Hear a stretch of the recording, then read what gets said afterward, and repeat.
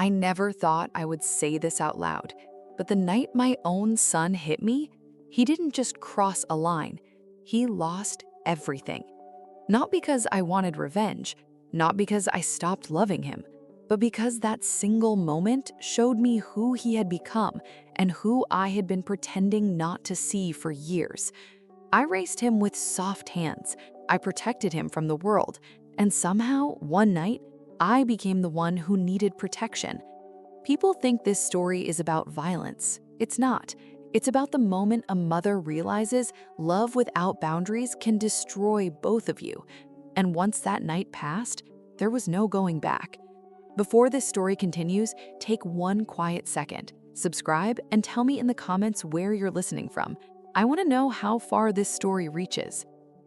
I never thought fear would live in my own house. I was 64 years old the night it happened. My bones already ached when the weather changed. My world had shrunk to familiar rooms, familiar routines, and one grown son living under my roof. People used to tell me I was lucky. "You still have your boy," they'd say, as if having him close meant I was safe.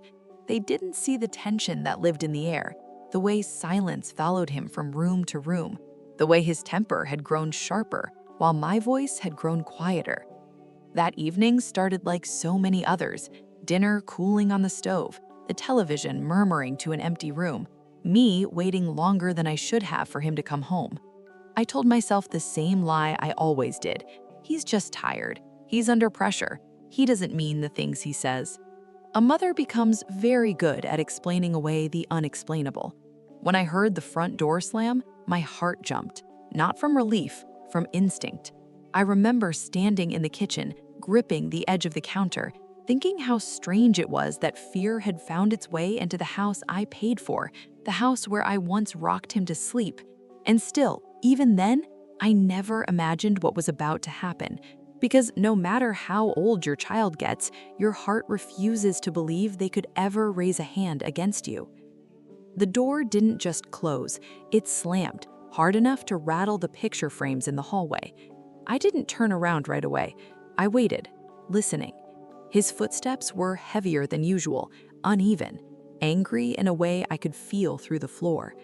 "You eat already?" he asked from behind me.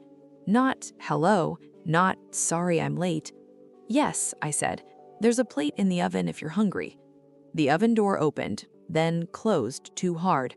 I told myself not to say anything else. Peace had become my survival skill. But he started pacing, back and forth between the kitchen and living room, like a storm that hadn't decided where to land. "You talked to my sister today?" he asked. I felt my shoulders tense. I hadn't realized how much I feared that question until it was asked. "She called," I said carefully. "She was just checking in." He laughed, not a warm laugh, the kind that carries blame inside it. Checking in on what? On me? I turned then, slowly, because something in his face told me this wasn't a conversation anymore. "You're always talking about me," he said, "always making me sound like the problem." "I never said that," I replied, and I meant it. But truth doesn't always matter when anger wants a target. He stepped closer, too close. I could smell alcohol on his breath, not enough to make him stumble, enough to loosen the part of him that still knew right from wrong. "Don't lie to me," he said. My heart started beating in my ears. I could hear it louder than his voice. "I'm not lying," I said. "Why are you so upset?" That question was the match. "You want to know why?" he shouted. "Because I'm sick of being treated like a child in my own house. Our house, the one I paid for, the one I had welcomed him back into when his life fell apart. But I didn't remind him of that. I never did." "I was just worried," I said. "You've been angry lately." That was the wrong thing to say. His face changed, not rage, something colder. "Don't you psychoanalyze me," he snapped. "You don't know anything about my life." I wanted to tell him I knew everything, every scraped knee, every report card, every night he cried himself to sleep after his father left. Instead, I said nothing. Silence can feel like gasoline to the wrong person. He took another step forward. My back brushed the counter. "You think you're better than me," he said, "like I owe you something." I looked at him then. Really looked. The boy I raised was still there, but he was buried under bitterness, resentment, and something broken I didn't know how to fix. "I don't think that," I whispered. "I just want peace." The word peace made him laugh again. "You want peace?" he said. "Then stop treating me like I'm some kind of failure." My throat tightened, because part of me wondered if he already believed he was one. "I love you," I said, the way mothers do when they're afraid. That's when his hand moved. Not fast, not slow, just enough time for me to see it happening and still not believe it would. The sound came before the pain, a sharp crack that didn't belong in a kitchen filled with family memories. My head turned slightly, the room tilted. I didn't scream, I didn't fall. I just stood there, staring at him, waiting for him to say something that would make it not real. He looked as shocked as I felt. For a moment, neither of us moved, and in that silence, I understood something terrible.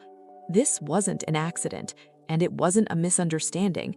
Something sacred had been broken, and no apology in the world could put it back the way it was. For a few seconds, neither of us spoke. He stared at his hand. I stared at his face. I kept waiting for him to say my name, the way he used to when he was scared, the way he did when he scraped his knee as a boy. Instead, he took a step back. "I didn't mean to," he said. The words floated between us, thin and useless. I touched my cheek. It was warm, not from pain yet, from disbelief. "You hit me," I said. My voice sounded strange to my own ears, flat, like I was describing something that happened to someone else. He ran a hand through his hair, paced once, twice. "Don't make it a big deal," he said. "You know how I push my buttons." That was when something colder than fear settled in my chest, because accidents come with apologies, and this didn't feel like one. "I didn't push anything," I said. "I was standing in my own kitchen." He sighed, loud and dramatic, like I was exhausting him. "See," he said, "this is what I mean.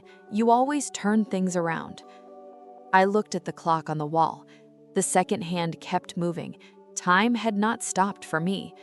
I wondered how many mothers were standing in their kitchens at that exact moment, holding the same shock in their bodies, telling themselves the same lie. "This isn't really happening." "I'm going to my room," he said. "I don't want to talk about this right now." And just like that, he walked past me. Didn't ask if I was okay, didn't look back. The hallway light clicked off. His door closed. I stood there alone, the smell of cold food still hanging in the air. That was when my legs started shaking. I sat down at the kitchen table because I wasn't sure they would hold me. I pressed a dish towel to my face. My hands were trembling too much to fold it properly. I didn't cry right away. First came the questions. What did I do wrong? When did this start? How did we get here? I thought about calling someone. My sister, a friend from church. I picked up my phone, then put it back down. What would I say? My son hit me? My own child raised his hand against me? The words felt too heavy to carry out of my mouth. So I cleaned the kitchen instead. I washed dishes that were already clean, wiped counters that didn't need wiping. If the house looked normal, maybe this would feel normal too. When I finally looked in the bathroom mirror, I had to grip the sink. A faint mark was already blooming on my cheek. I traced it with my finger, half expecting it to disappear. I whispered his name, not in anger, not in blame, in grief. I lay in bed that night fully dressed, the door locked. Every sound made my heart jump. Every creak of the house felt loud. I didn't sleep. And sometime before morning, a truth settled into me that I would spend the rest of my life carrying. The hit was over in seconds, but the silence after it was where the damage really lived. Morning came like it always did. Soft light through the curtains, birds outside, unaware of what had happened inside these walls. I lay there for a long time, staring at the ceiling, listening for movement, for his footsteps, for any sound that would tell me what kind of day this was going to be. Nothing. The house felt frozen, as if it was waiting for me to decide what story we were living in now. When I finally got up, my body moved on its own. Habit is a powerful thing. It keeps you functioning when your heart cannot. I made coffee, fed the cat, opened the blinds. I avoided the mirror. It wasn't denial, not exactly. It was something older, something my generation learned early. If you don't look at it, maybe it won't become real. When I did finally catch my reflection in the microwave door, my breath caught. The mark on my cheek had darkened overnight. Not dramatic, just enough to be noticed. I pressed my fingers to it, gently this time. I thought of the hundreds of times I had pressed ice packs to his injuries when he was a boy. Feverish foreheads, scraped elbows, a broken wrist from falling off his bike. I never once hesitated to protect him. Now I stood there wondering if protecting him meant protecting myself from the truth. I told myself the same thing over and over. He didn't mean it. He was stressed. It won't happen again. Every mother watching this knows those sentences. We pass them down like heirlooms. By late morning, his door opened. I felt it before I heard it, the shift in the air. He walked into the kitchen like nothing had happened, grabbed a glass, poured himself water. "Morning," he said. I stared at him.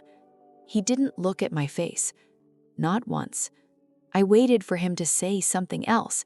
"Sorry. Are you okay?" Anything. Instead, he checked his phone.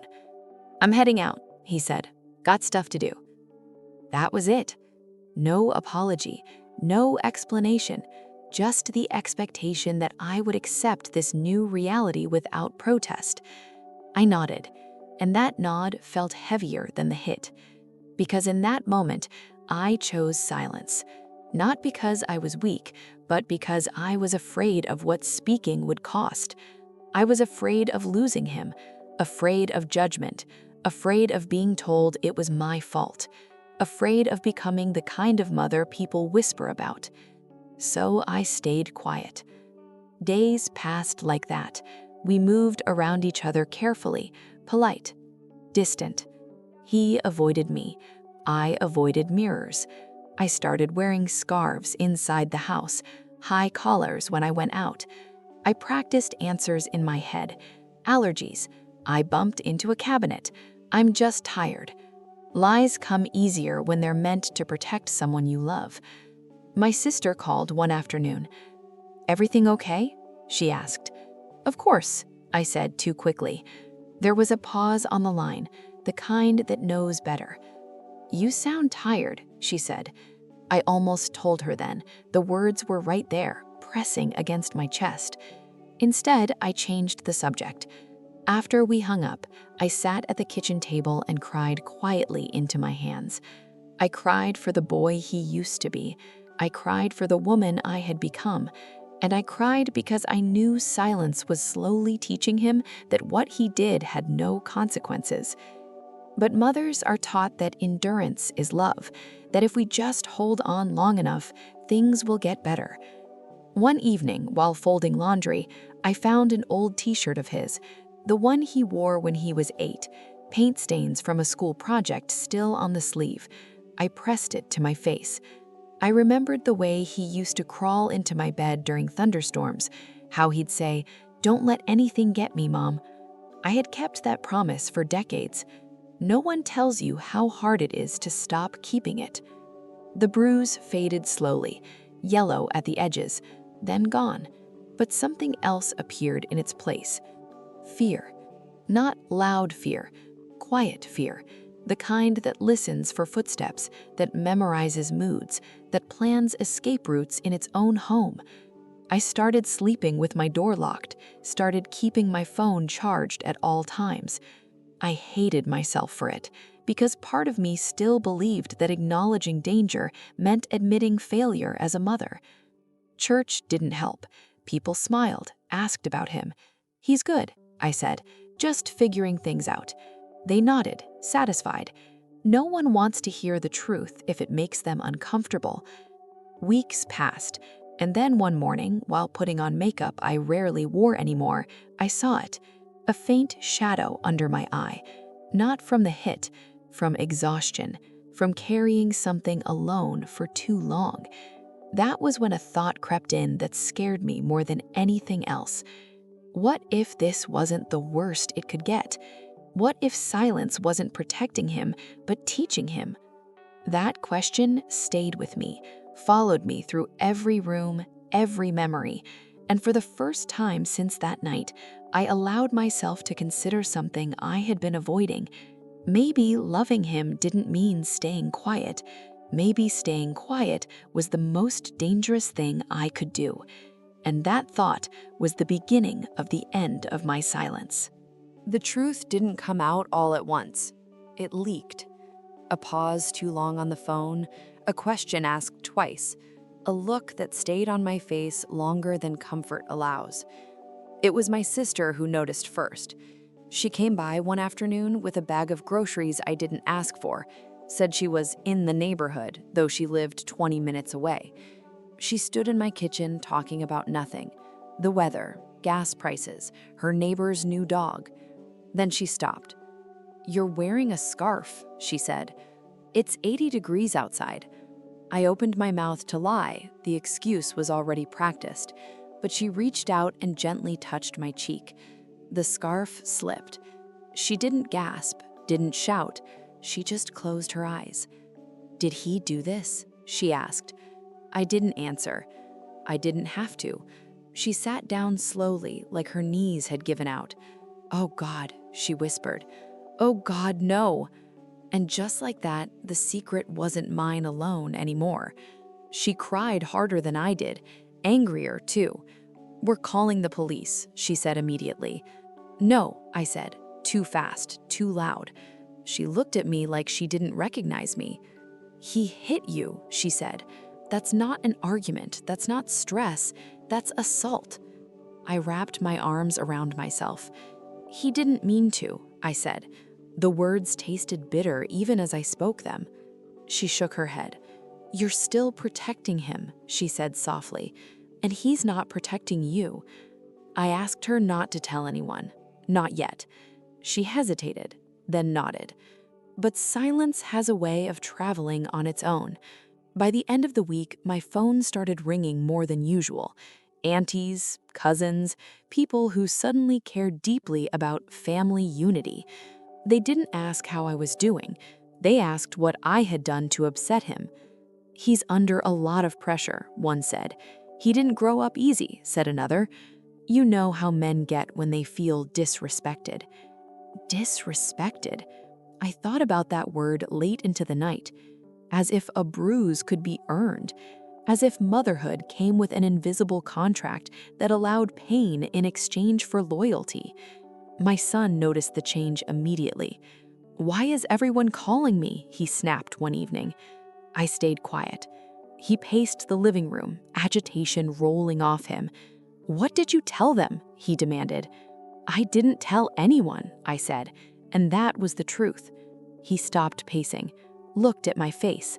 The bruise had faded, but memory hadn't. "You're trying to ruin my life?" he said. My heart sunk. That was the moment I understood something I hadn't wanted to face. He wasn't ashamed. He was afraid of consequences. "I didn't do anything," I said. "I asked for nothing." He scoffed. "Yeah, right," he said. "Now everyone's looking at me like some monster." I wanted to scream. Monster was not the word they were using. They were using words like stressed, misunderstood, provoked. They were still protecting him. He stepped closer. "You better fix this," he said quietly. "You better tell them you exaggerated." Exaggerated. The room felt smaller, the air heavier. "I didn't exaggerate," I said. His eyes hardened. "You're my mother," he said. "You're supposed to be on my side." That sentence cut deeper than the hit. because it forced a question I had avoided for weeks. What happens when being on his side means standing against myself? Family gatherings became unbearable. People hugged me too tightly, whispered prayers into my hair, then pulled him aside to reassure him. "He's a good boy," they said. "He just needs guidance." As if I hadn't spent my entire life giving him exactly that. One afternoon, I overheard my niece talking on the phone. "She's being dramatic," she said. "She always has been." I locked myself in the bathroom and cried silently, not because of what she said, but because I recognized the pattern. It was easier for them to believe I was difficult than to believe he was dangerous. One night, my son sat across from me at the kitchen table. "I talked to Uncle Ray," he said. "He thinks we should move past this." Move past, like it was a spilled drink. "He thinks you should apologize," my son added. "For what?" I asked. "For pushing me, for embarrassing me." I laughed then, a small, broken sound. "I didn't embarrass you," I said. "You did that yourself." His chair scraped loudly as he stood. "You're really going to do this?" he said. "After everything I've been through?" Everything he had been through, as if my pain was an inconvenience to his story. That night, I lay awake replaying every conversation, every excuse made for him, every reason given for why I should endure, and a realization settled in slowly, painfully. If family loyalty meant sacrificing my safety, then loyalty had been twisted into something cruel. The next morning, my sister called. "I can't keep quiet anymore," she said. "They're blaming you." I closed my eyes. "I know," I said.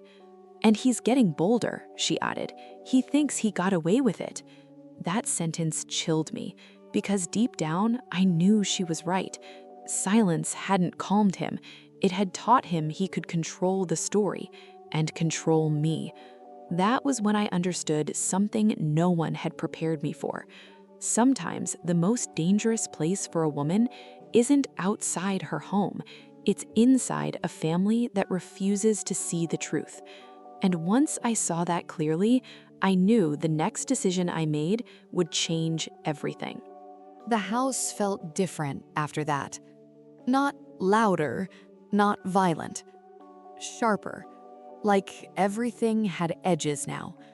He watched me more closely, listened harder to my phone calls, asked questions that weren't really questions at all. "Who was that?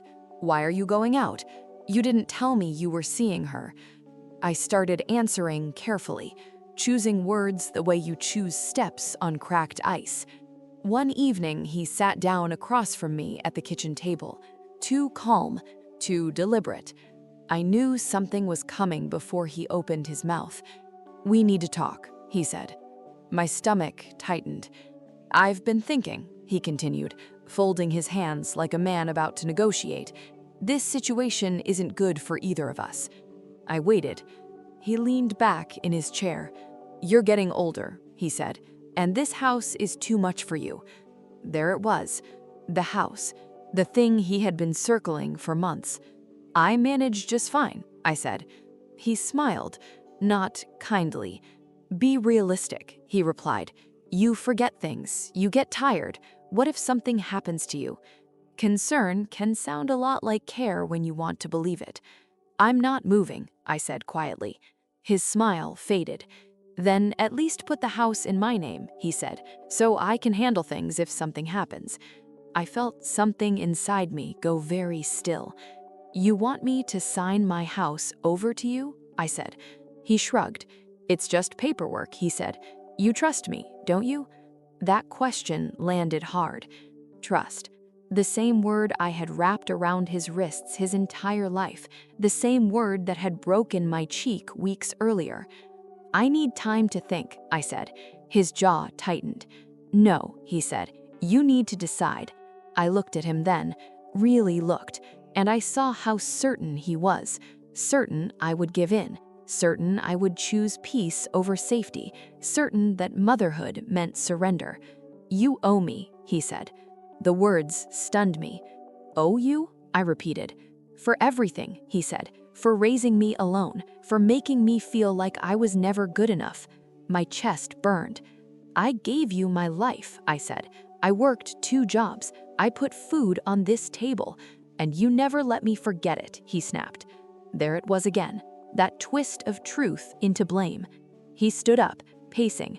You embarrassed me, he said, with the family, with your looks, your silence that wasn't silent enough. My hands were shaking now. This isn't about the house, I said. This is about control. He stopped pacing. Do you want to know what control looks like? He said. He leaned forward, his voice low. If you don't do this, he said, I won't be responsible for what happens next. The threat wasn't loud. It didn't need to be. It sat between us, heavy and unmistakable. That night, I didn't sleep. I sat at the kitchen table with a cup of cold tea and stared at the walls. I remembered the first time he had demanded something unreasonable, how I had given in to avoid conflict, then the second time, the third. Each time, the line moved. I realized then that the hit hadn't been the beginning, it had been the proof. The next morning, I did something I had never done before. I asked for help. I didn't tell him. I didn't announce it. I called a woman from church I trusted, an old friend who worked at a legal office years ago. I spoke quietly, like I was confessing a sin. What happens if a mother signs everything over to a son who frightens her? There was a long pause. Then she said, it ends badly. She told me my rights. She told me my options. Most importantly, she told me one thing I hadn't heard from anyone yet. You don't owe him your safety. Those words stayed with me. That evening, he cornered me in the hallway. Have you thought about it? He asked. Yes, I said. His eyes flicked to my hands. Empty. Well, he pressed. I'm not signing anything. The silence that followed was thick. His face changed, slowly. You're choosing this, he said. You're choosing to make things hard. No, I replied. I'm choosing to stay alive in my own home. His laugh was short, sharp. You think you can stop me? He asked. I think I can stop pretending, I answered. For a moment, I thought he might hit me again. Instead, he stepped back. You'll regret this, he said. I promise you that. That night, I locked my door earlier than usual. I sat on my bed, heart pounding, and understood something with painful clarity. This was no longer about forgiveness. This was about survival. And for the first time in my life, I was choosing myself over the role everyone expected me to play. Mother, peacemaker, silence. I didn't know yet what it would cost me, but I knew one thing for certain. Once I refused him, there would be consequences, and they were coming. I waited 2 days. Not because I was unsure, but because I needed to be certain. Fear has a way of making you doubt your own memory. It whispers that maybe you imagined things, that maybe you're overreacting. Those 2 days were heavy.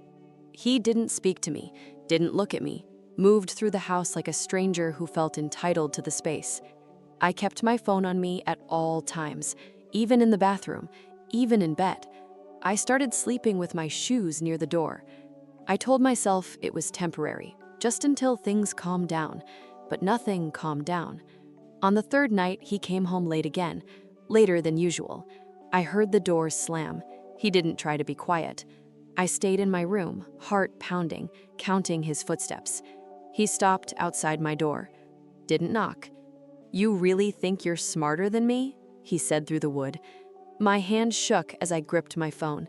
You think you can humiliate me and get away with it? I didn't answer. Silence had become my shield. He laughed softly. You always were good at playing the victim, he said. That was when I knew. This wasn't going to get better. This wasn't a phase. This was a pattern setting in.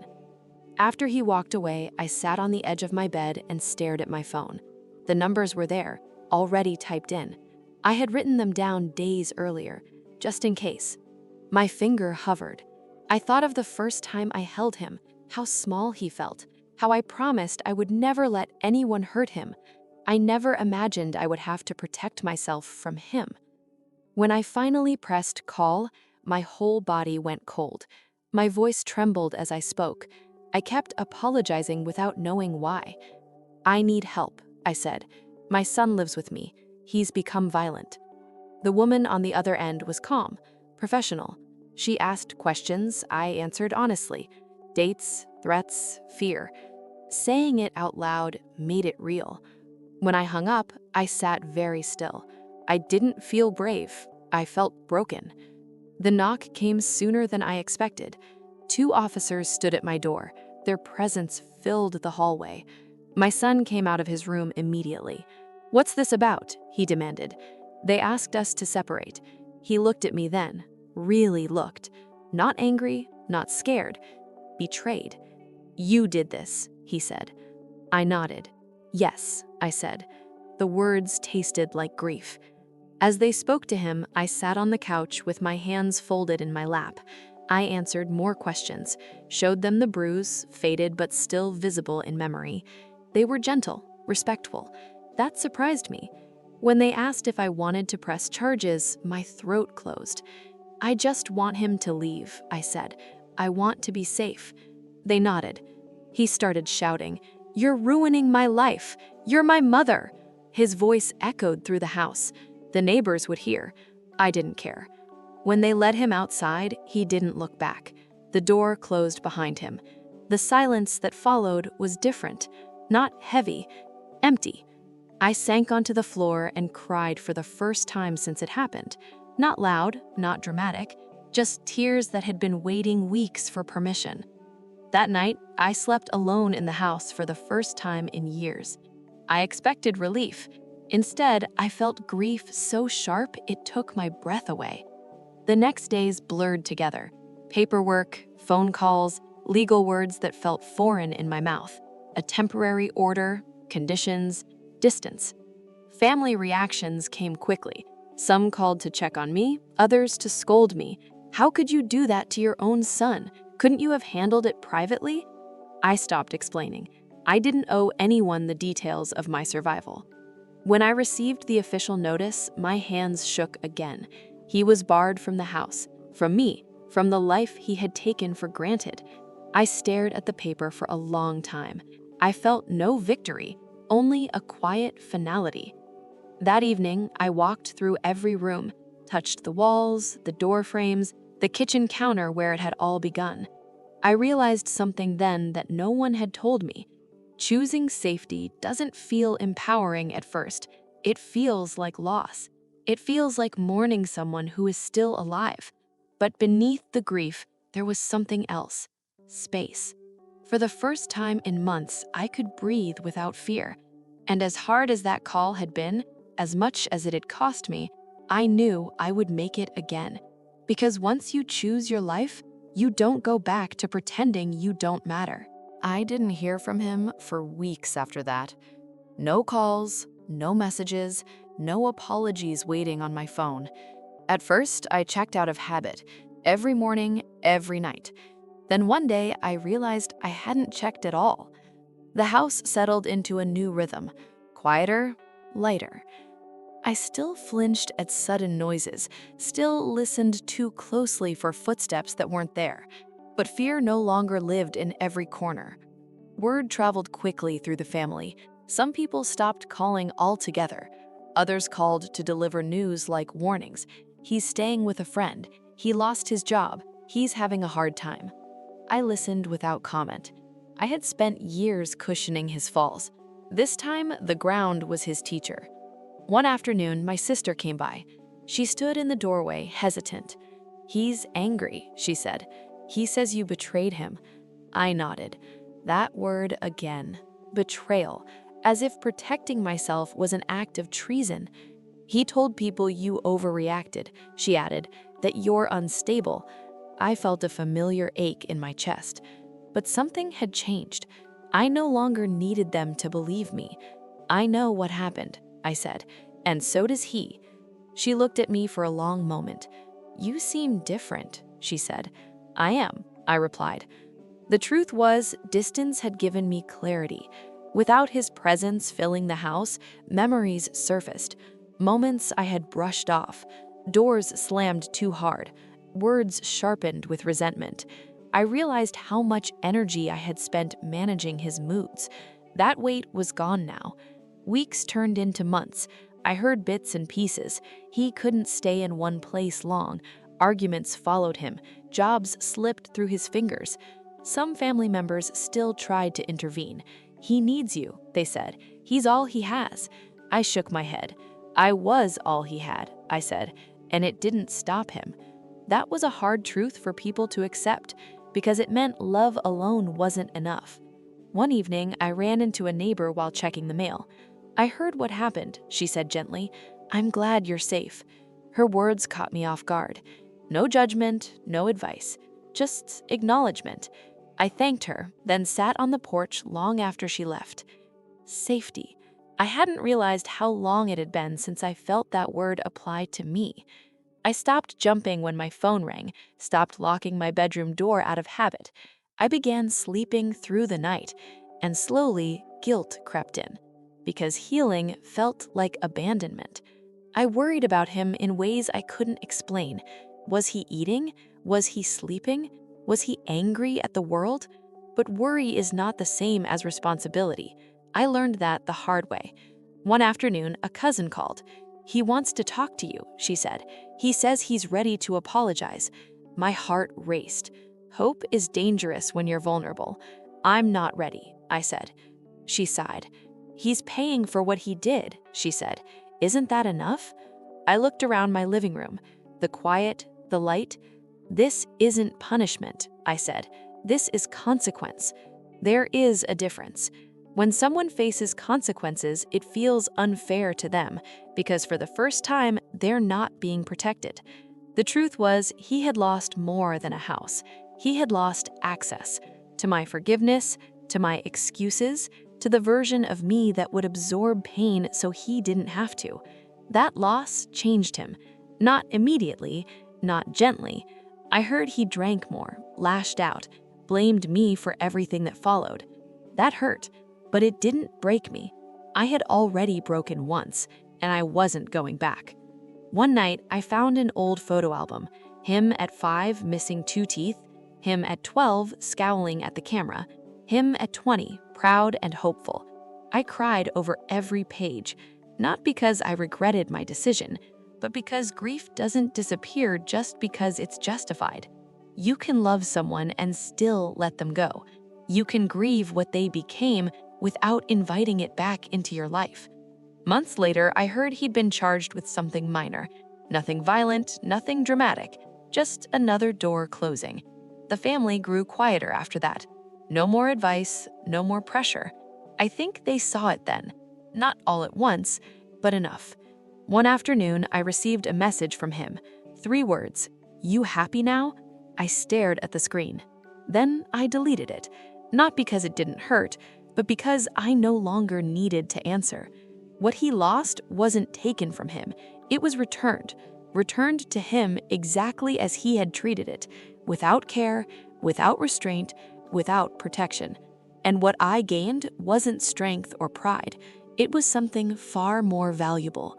Peace.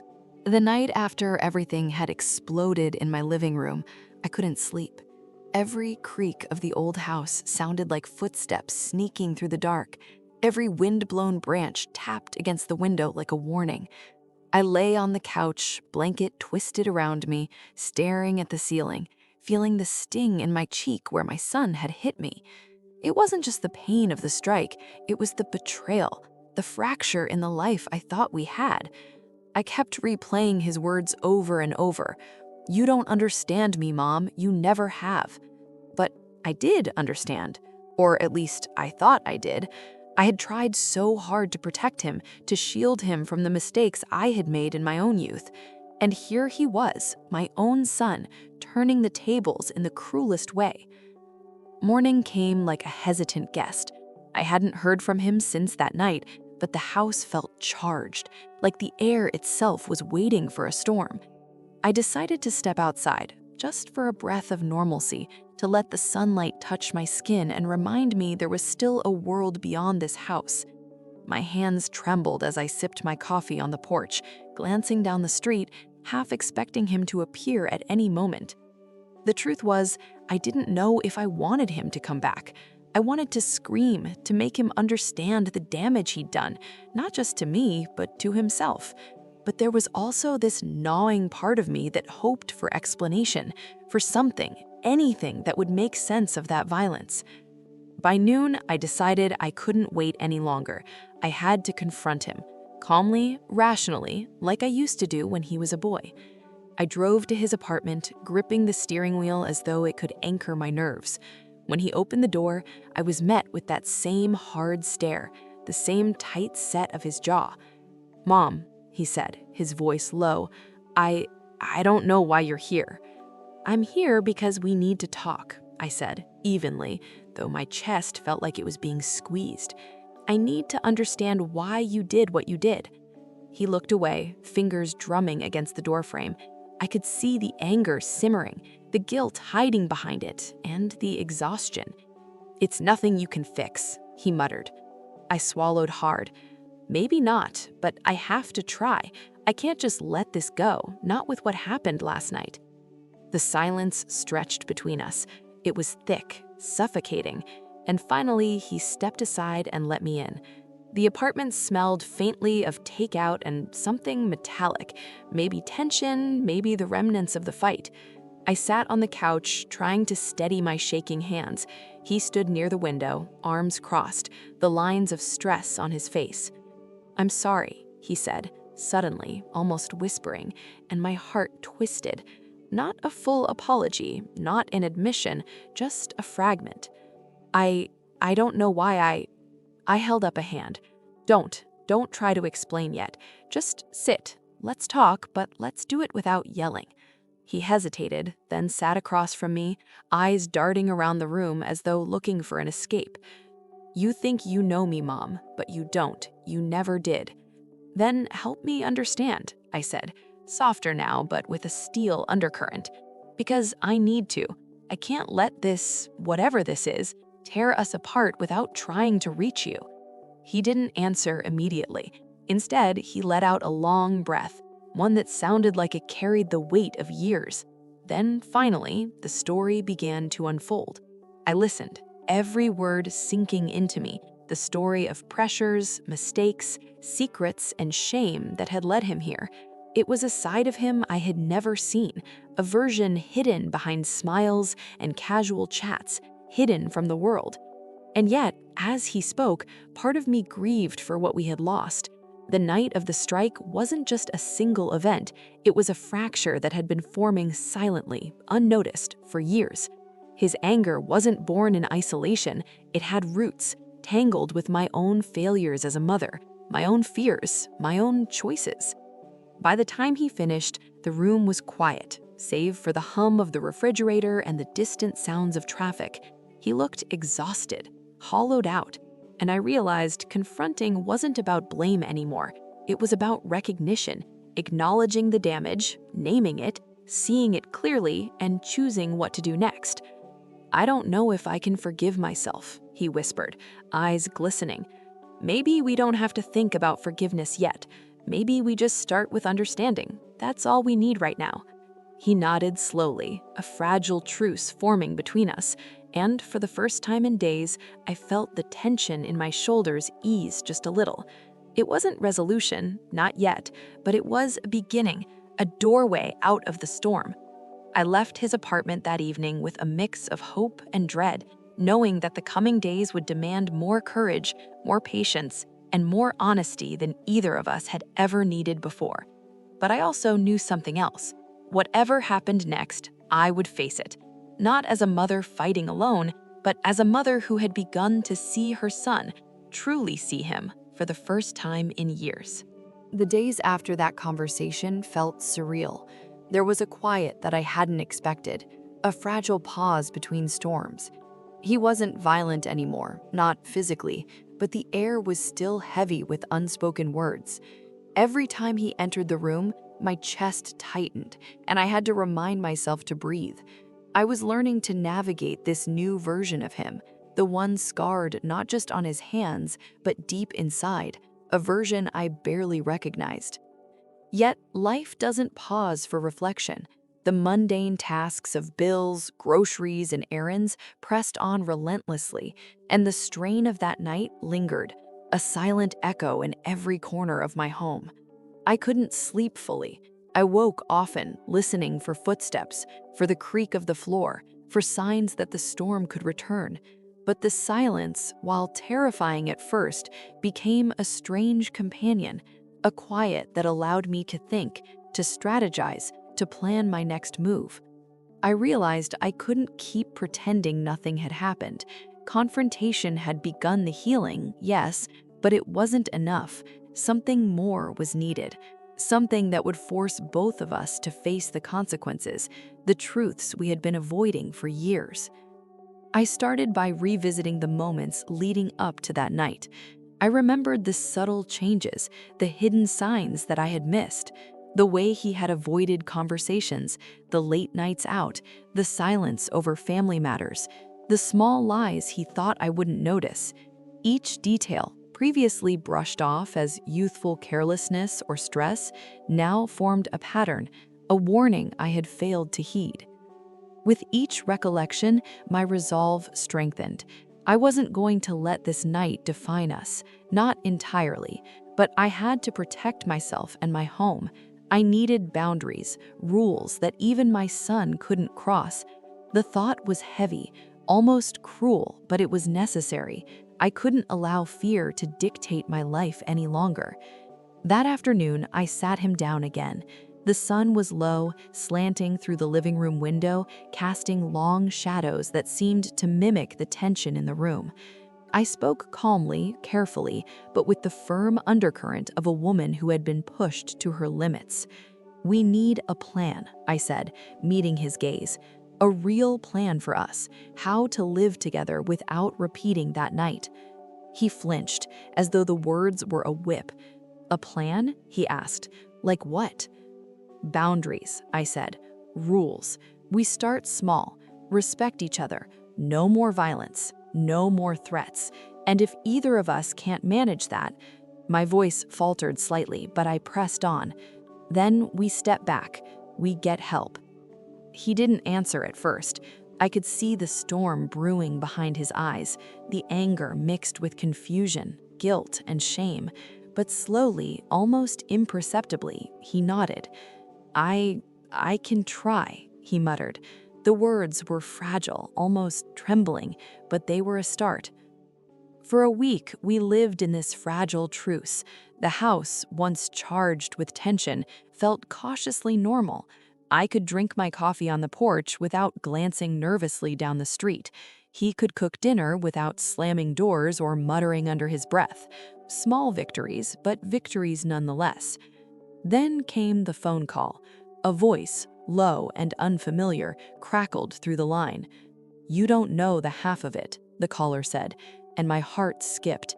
"Your son? He's in deeper than you realize." I froze, gripping the phone so tightly my knuckles whitened. "Who is this?" I asked, voice barely above a whisper. "Someone who knows," the voice replied. "Be careful. He's not who you think he is, and if you push too hard, it could all collapse." The line went dead before I could ask another question. The silence that followed was suffocating. I stared at the receiver, the sense of dread creeping over me, like cold water, seeping into every thought, every nerve. I knew then that our fragile peace was on borrowed time, and that confronting him directly might not be enough. Something darker was at play, something I hadn't seen coming. That evening, I watched him as he moved through the apartment. There was a tension in his shoulders I hadn't noticed before, a tightness around his jaw, a wariness in his eyes. He seemed different, not just scared, but calculating, as though he was hiding more than his fear. And suddenly, I realized the confrontation wasn't over. Not really.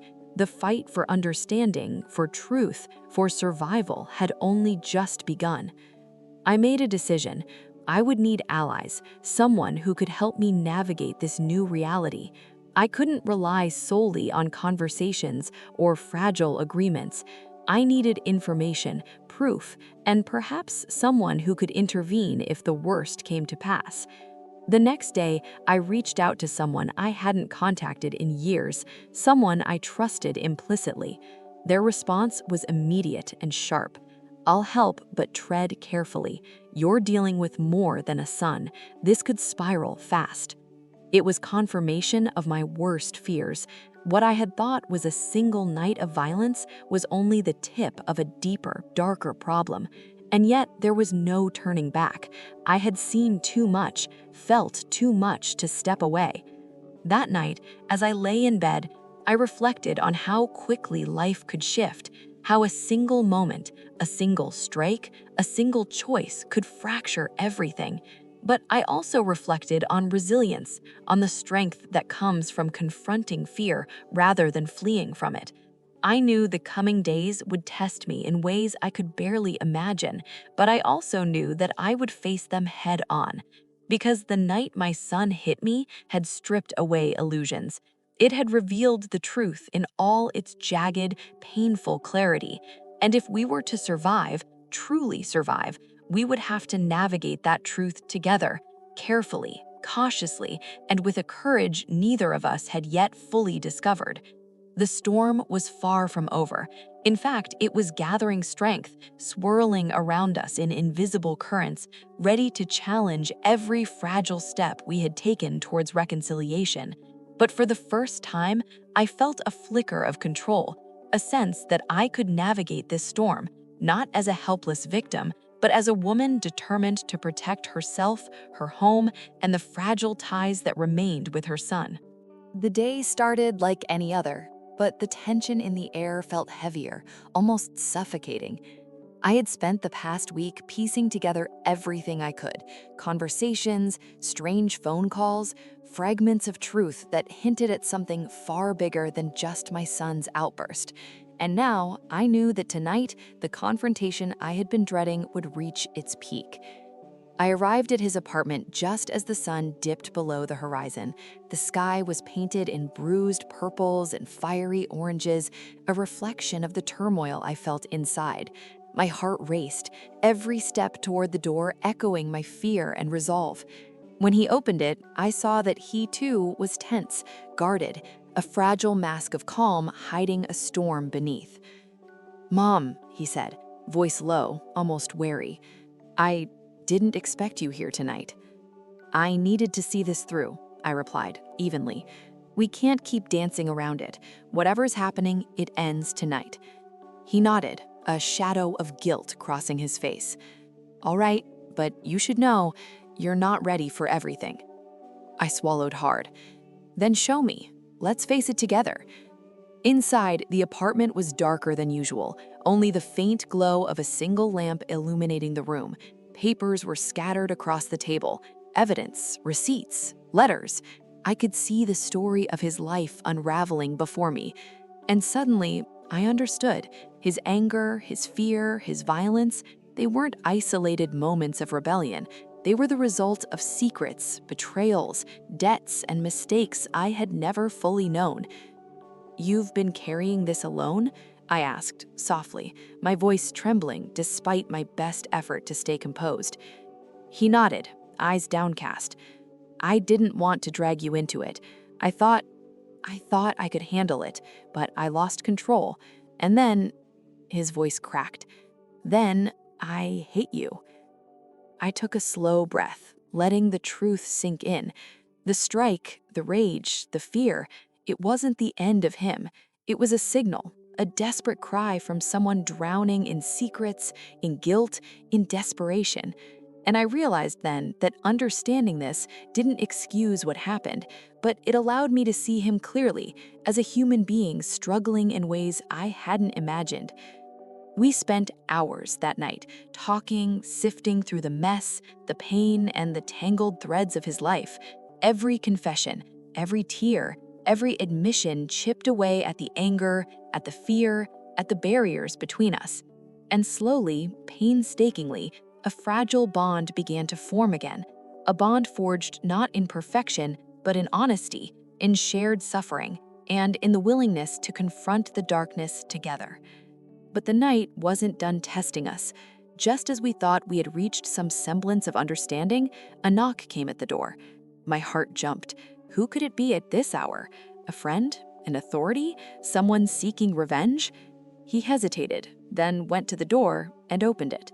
A figure stood there, hooded, shadowed, but unmistakably someone connected to the secrets we'd uncovered, the caller from earlier, the one who had warned me. Tension crackled like static electricity in the room. "You shouldn't have come here," the figure said, voice sharp, warning. But it's too late to turn back. My son stepped in front of me instinctively, protective yet vulnerable. "What do you want?" he demanded. "To end this," the stranger replied, "or make sure it destroys both of you."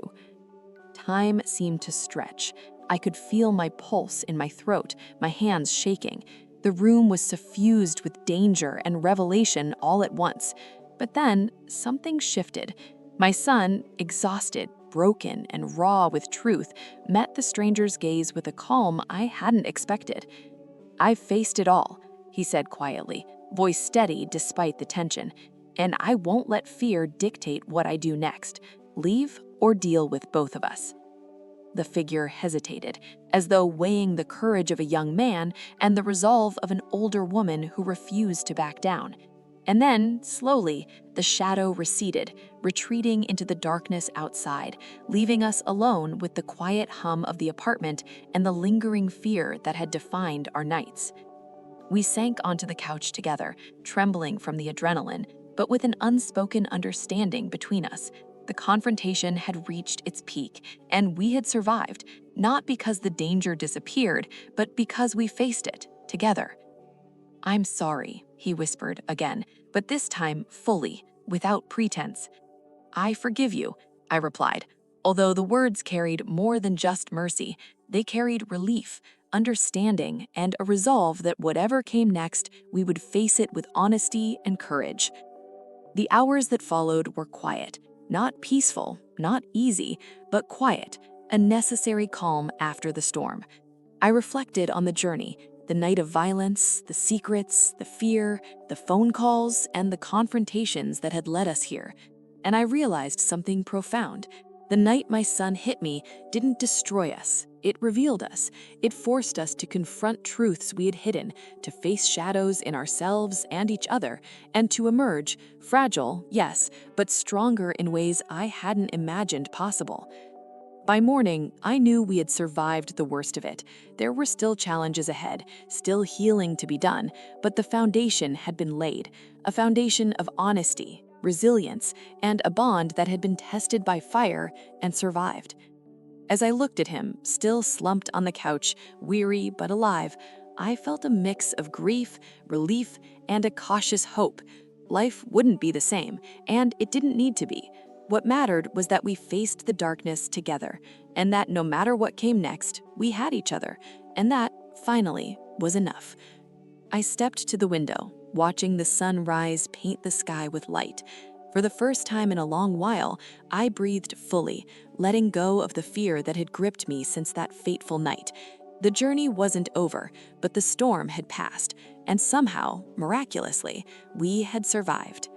Have you ever faced someone you love in a moment that changed everything? Share your story in the comments. I want to know how far this story reaches.